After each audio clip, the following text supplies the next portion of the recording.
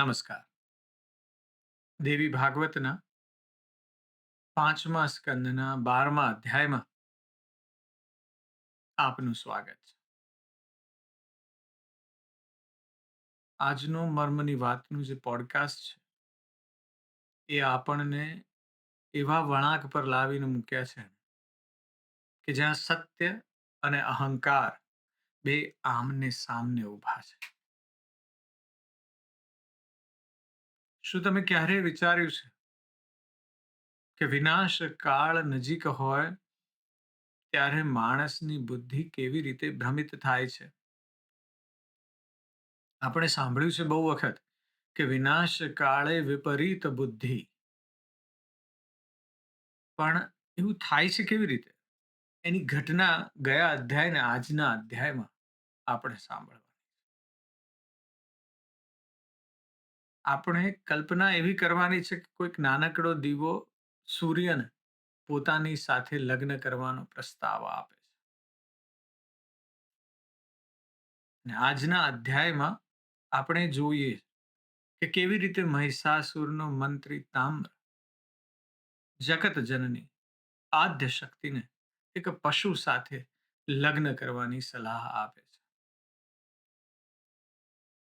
અને દેવી તેના જવાબમાં બ્રહ્માંડના એક ગૂઢ સત્યને કેવી રીતે છતું કરે છે. એટલે આજના અધ્યાયનો જે સંવાદ છે ને એ એક પૌરાણિક વાત નથી, પણ આપણા અહંકાર અને આપણા વિવેક વચ્ચે જે થતું યુદ્ધ છે એની વાત છે. ગયા અધ્યાયમાં આપણે જોયું કે મહિષાસુરની સભામાં ભારે મંથન થયું. વિરૂપાક્ષ અને દુર્ધર જેવા મંત્રીઓએ અહંકાર, ટોક્સિસિટી અને વાસનાથી ભરેલી વાતો કરી છે. જ્યારે તામ્ર દૈત્યએ ચેતવણી આપીને કે આ સ્ત્રી કોઈ સામાન્ય નથી, એ લાચાર જ્ઞાન હતું. અને આપણે પણ એ અહંકાર, વાસના અને લાચાર જ્ઞાનથી પીડાતા હોઈએ. આપણે કોને આગળ કરવું ને એ આપણી ચોઈસ છે. મહિષાસુરે તામ્રને દેવી પાસે મોકલ્યો છે અને કીધું છે કે કાં તો તેને સામ દામથી મનાવી લાવ અથવા યુદ્ધનો માર્ગ અપનાવ. પણ યુદ્ધમાં પણ એને મારી નાખતો નહીં, કારણ કે મારે એને જીવતી જોઈએ છે. મહિષાસુર વાસનાથી મોહિત છે, અહંકારથી પીડિત છે અને જ્ઞાન છૂટી ચૂક્યું છે.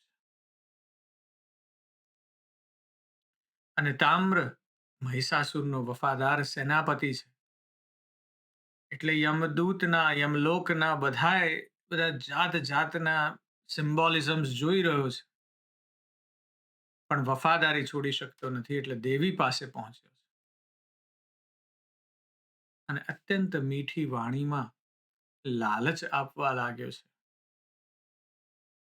કે હે દેવી, તમારું આ કોમળ શરીર શસ્ત્રો ઉપાડવા માટે નથી, પણ રાજ સુખ અને પુત્ર સુખ ભોગવવા માટે છે. એ કહે છે કે તમે મહિષાસુરને વરો અને ત્રિલોકના સ્વામીની બનો. તામ્રની જે આ વાણી છે ને રાજનીતિ તો હતી, પણ જ્ઞાનનો અભાવ હતો.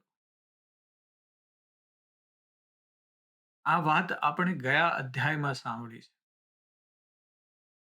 આજના અધ્યાયમાં આપણે દેવીએ આ કુતર્ક જે છે એનો કેવો જડબા તોડ જવાબ આપ્યો છે અને કેવો ગૂઢ ભાવાર્થ છે એનામાં, એ સાંભળવો છે. એટલે તામ્રની વાતો સાંભળીને જગદંબિકાના મુખ પર એક દિવ્ય પણ વેધક સ્મિત આવ્યું અને દેવીએ મેઘ જેવી ગંભીર વાણીમાં કહ્યું કે હે તામ્ર, તારા મતિહીન રાજાને જઈને કહે કે હું કોઈ સામાન્ય સ્ત્રી નથી જે લાલચમાં આવી જાય. તારો રાજા તો એક પશુ છે, એક પાડો છે.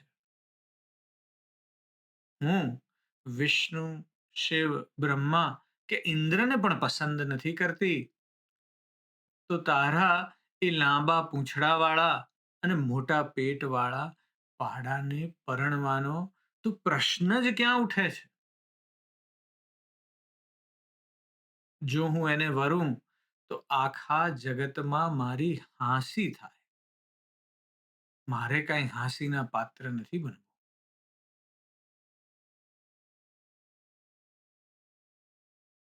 એટલે આવી જ વાત દેવીનો જે છે ને એની તરફ દેવીને કેપ્ચર કરવા માટે, દેવીને પરણવા માટેની જે વાત છે, એની શક્તિથી અચંબિત થઈને પહેલા તો અને પછી આકર્ષિત થઈને પરણવાની જે વાત છે, એ બીજા બધા શાસ્ત્રોમાં પણ થઈ છે. ગ્રીક પુરાણોમાં દેવી હેરા છે.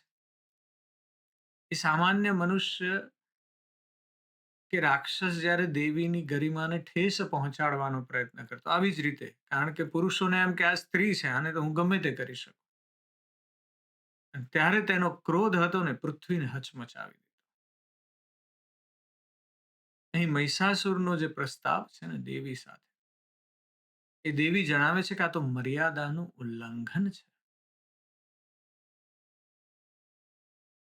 તામ્ર છે ને એ પણ દેવીના દિવ્ય સ્વરૂપને ભૂલીને મહિષાસુરની જેમ એને માત્ર ભોગની એક વસ્તુ સમજી રહ્યો છે. અને જ્યારે જ્યારે પણ આપણે સ્ત્રી શક્તિનો અનાદર કર્યો છે ને, ત્યારે ત્યારે એ સિવિલાઇઝેશન, એ વ્યક્તિ નહીં, એ વ્યક્તિ, એ સમાજ, એ સિવિલાઇઝેશન, એ બધાનો નાશ થયો છે. જ્યારે પણ એને સ્ત્રી શક્તિનો અનાદર કર્યો છે. અને આજે ફરીવાર એ જ થવાની ઘટના થઈ રહી છે. એટલે દેવીએ તામ્રને અદ્ભુત જ્ઞાન આપતા કહ્યું. એ તામ્રને કહે છે કે હે તામ્ર, તું કહે છે કે હું તો પતિની શોધમાં છું?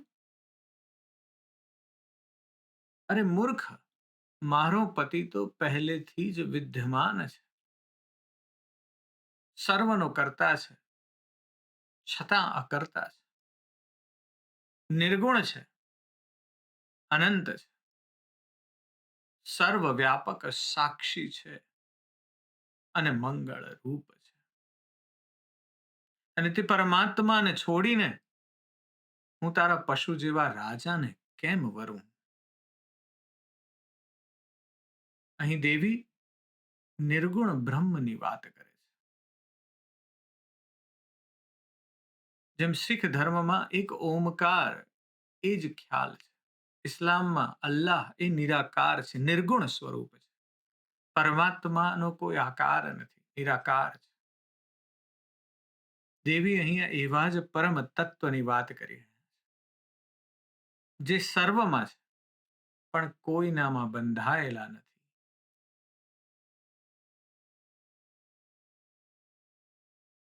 એટલે દેવીને જ્યારે મહિષાસુરે પરણવાનો પ્રસ્તાવ મોકલ્યો છે ને, ત્યારે એવું વિચાર આવે કે કોઈ પ્રતિષ્ઠિત નોબેલ પ્રાઇઝ વિનિંગ વૈજ્ઞાનિક હોય, જે બ્રહ્માંડના રહસ્યો શોધવામાં મગ્ન છે, અને એને કોઈ એમ આવીને કહે કે આ બધા સંશોધનો છોડી દો અને અમારી ગલીમાં આવીને નાની કરિયાણાની દુકાન ચલાવો, તમને બહુ સુખ મળશે. કારણ કે એટલું બધું સ્ટ્રેસ નહીં રહે કે આ બ્રહ્માંડમાં ક્યાં શું છે શું નહીં.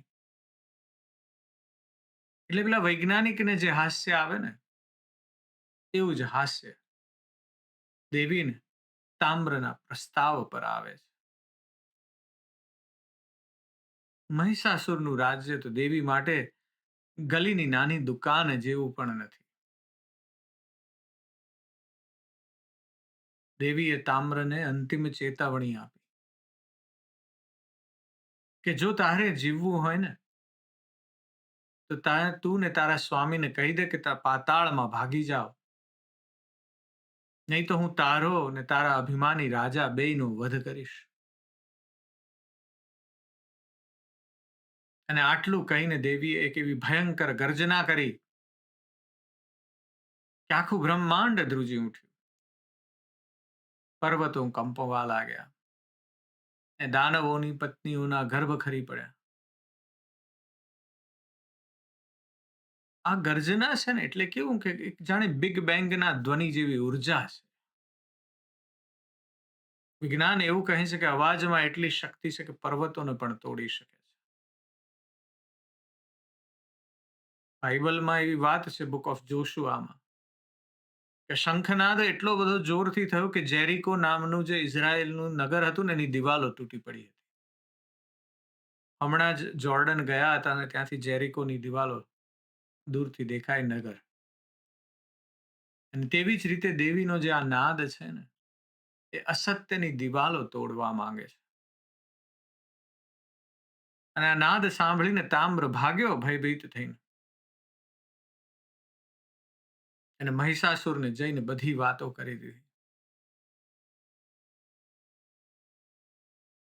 તામ્રની વાત સાંભળી છે એટલે મહિષાસુર ચિંતામાં મુકાયો. ફરીવાર મંત્રીઓને ભેગા કર્યા અને પૂછ્યું કે શું કરવું આમાં. હવે આ સ્ત્રી ભયાનક યુદ્ધની વાત કરે છે તો આપણે ઘડમાં ભરાઈ રહેવું કે લડવા નીકળવું. અને ત્યારે દરબારમાં અલગ અલગ વિચારધારા ધરાવતા મંત્રીઓએ સલાહ આપી. એક બિડાલ મંત્રી છે એને સાવચેતીની વાત કરી. બિડાલ કહે છે કે આ સ્ત્રી દેવોનું જ તેજ લાગે છે. એમણે જ કંઈક કર્યું છે આ દેવોએ એટલે એની પરીક્ષા કરવી જોઈએ. બિડાલ એ એવા એક મંત્રીનું પ્રતીક છે જે હંમેશા શંકાશીલ રહે છે. આ તરફ બીજો એક મંત્રી બેઠો છે એનું નામ છે દુર્મુખ. એણે તો વીરતાની વાતો કરી. એણે કહ્યું કે ભાગી જવું તો કાયરતા છે.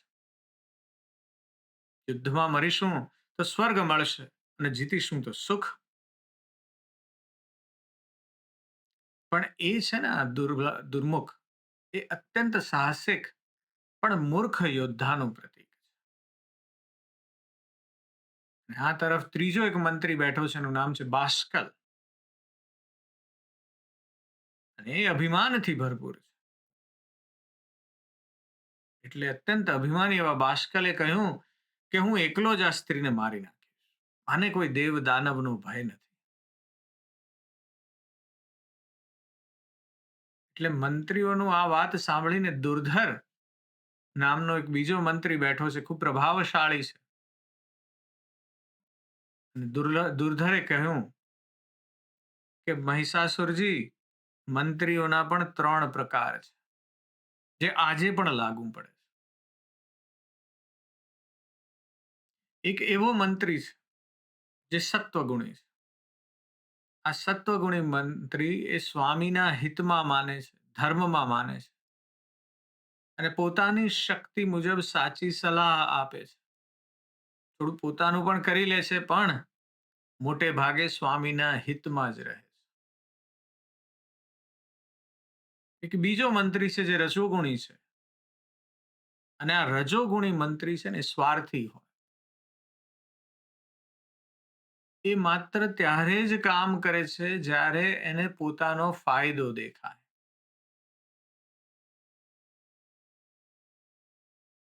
અને ત્રીજો જે મંત્રી છે એ તમોગુણી મંત્રી છે. સૌથી વધુ જોખમી છે.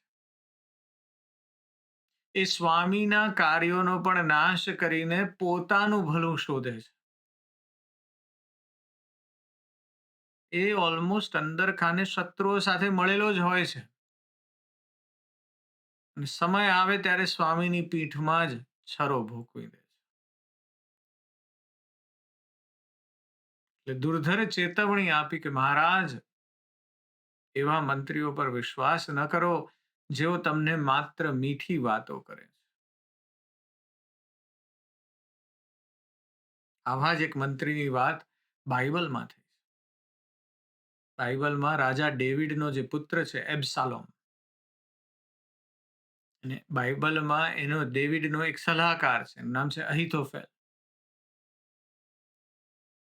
એટલે આ ડેવિડનો પુત્ર એબ્સાલોમ અત્યંત દેખાવડો અને મહત્વાકાંક્ષી હતો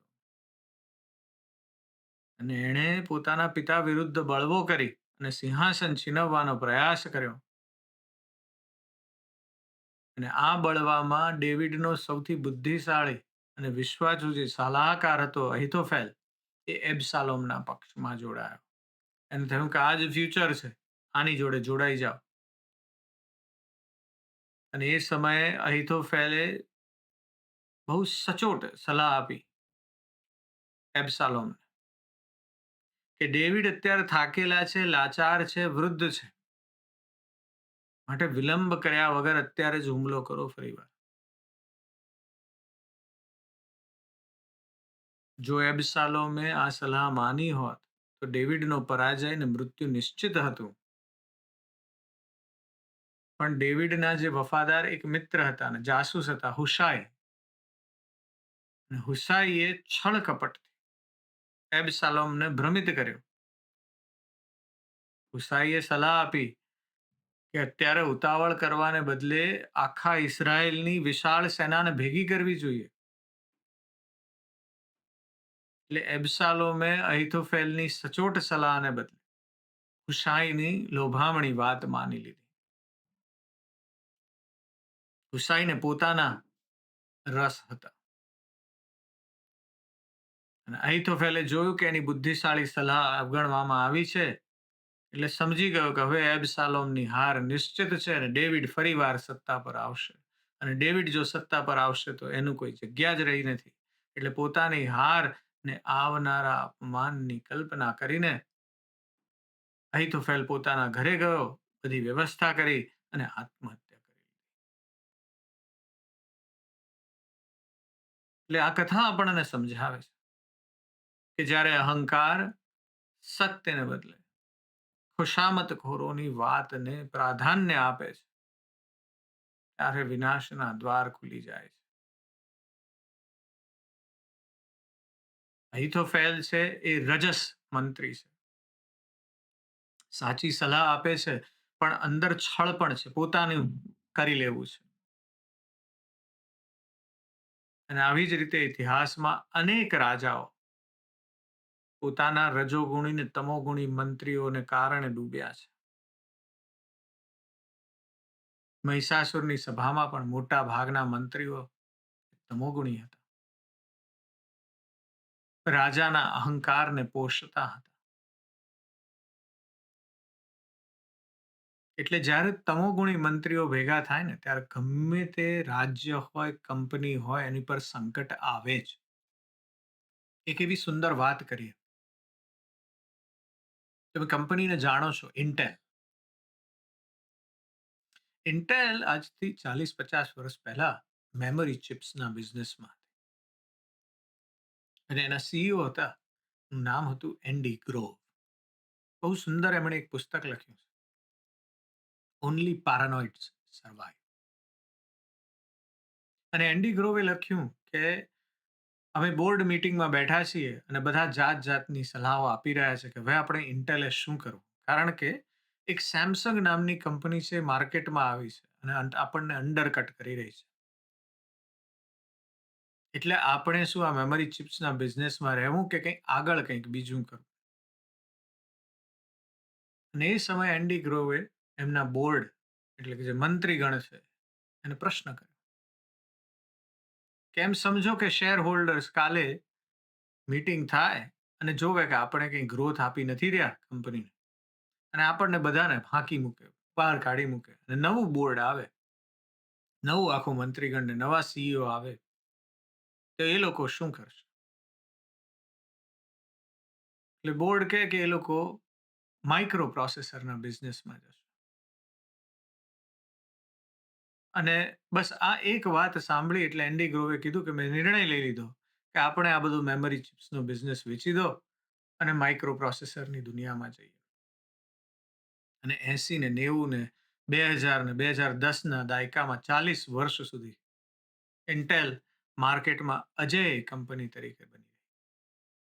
આજે પણ હજી પીસી માર્કેટમાં ઇન્ટેલનો માર્કેટ શેર સૌથી વધારે છે. અને એનું કારણ એ છે કે મંત્રીગણની સાથે એ પ્રશ્ન અને એ સમજવું રહ્યું. પણ એના માટે તમારી પાસે સત્વગુણી મંત્રીઓ હોવા જરૂરી છે. મહિષાસુરની હાલત એવી નથી. એની આસપાસ તમ્ર અને તમોગુણી મંત્રીઓ છે. એટલે આવી વાત થઈ છે. દરેક મંત્રીએ જુદી જુદી સલાહ આપી છે. એક મંત્રી કહે છે મહિષાસુરને કે છે ને, આ તો તમે ચિંતા ન કરો, આ એક સામાન્ય સ્ત્રી છે. બીજો કહે છે કે ના, આ સ્ત્રીનું તેજ કંઈક જુદું લાગે છે, આની પરીક્ષા કરવી જોઈએ. ત્રીજો કહે છે કે હવે તો યુદ્ધ જ એ કલ્યાણ, મરીશું તો સ્વર્ગ મળશે ને જીતીશું તો સુખ મળશે. અને એક કહે છે કે મને બસ એટલો બધો ગર્વ છે મારી શક્તિ પર, તમે ચિંતા ન કરો, હું જ બધું કરી લઈશ. એટલે આવી વાત સાંભળીને મહિષાસુર દુર્ધરને કહે છે કે રણ મેદાનમાં જા. અને દુર્ધર માને છે કે સ્વામીની સેવા કરવી એ જ તેનો ધર્મ છે, ભલે મોત સામે. એટલે મહિષાસુરના બધા મંત્રીઓ પોતપોતાની રીતે બહાદુરી જરૂર બતાવી રહ્યા છે. બિડાલ કહે છે કે આ દેવોનું કરેલું કંઈક છે. એટલે બહાદુરી બધામાં છે, પણ એક વસ્તુની કમી છે અને તે છે વિવેક. આ બધા મંત્રીઓ એ સમજી નથી શકતા કે જેની સામે લડવા જઈ રહ્યા છે એ સાક્ષાત કાળ છે.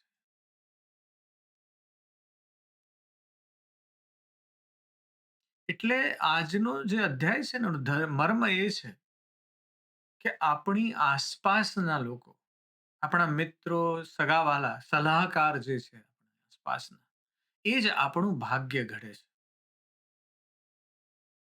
જો આપણે આપણી જાતને એવા લોકોથી ઘેરી રાખીએ કે જે માત્ર આપણા અહંકારને સંતોષે, તો આપણી બુદ્ધિ પણ મહિષાસુર જેવી થઈ જશે. એટલે આપણે સતત ચેતવતા એ પ્રકારે રહેવાનું છે. આપણી ચેતના એવી હોવી જોઈએ કે આપણે જોઈ શકીએ કે આપણી આસપાસના લોકો આપણી સાથે એવા હોય કે જે આપણને સત્ય કહી શકે. પ્રિય તો જરૂર કહે, પણ સત્ય કહી શકે જ્યારે જરૂર પડે ત્યારે. દેવીનું અટ્ટહાસ્ય અને ગર્જના પણ એક એવી ચેતવણી છે કે અસત્ય ગમે તેટલું મોટું હોય, સત્યનો એક નાદ થાય ને એટલે બધા ધ્રુજી જાય. આધ્યાત્મિક રીતે આપણી જે ઇન્દ્રિયો છે એ પણ છે ને આવા જ પ્રકારની અટવણોમાં ગોઠવાયેલી છે. આપણે જ્યારે વિચારીએ કે આપણી ઇન્દ્રિયો જ્યારે તમોગુણી બની જાય ને, ત્યારે મનરૂપી રાજાને વિનાશ તરફ લઈ જાય. પણ જો એ ઇન્દ્રિયો સત્વગુણી હોય તો આપણને પરમાત્માના શરણમાં લઈ જાય. મહિષાસુરના મંત્રીઓની જેમ આપણે પણ ઘણીવાર લડવાનું પસંદ કરીએ છીએ અને શરણાગતિ સ્વીકારતા નથી. પણ યાદ એ રાખવાનું છે કે જો સત્વગુણની સાથે રહીશું તો પરમાત્મા આપણી સાથે છે. અને જો પરમાત્મા આપણી સાથે છે તો આપણો વિજય નિશ્ચિત જ છે. સતત મનન કરજો આ વાત વિશે. આજે બસ આટલું જ. હું તમારી અંદર બેઠેલા તે પરમ તત્વને પ્રણામ કરું છું. નમસ્કાર.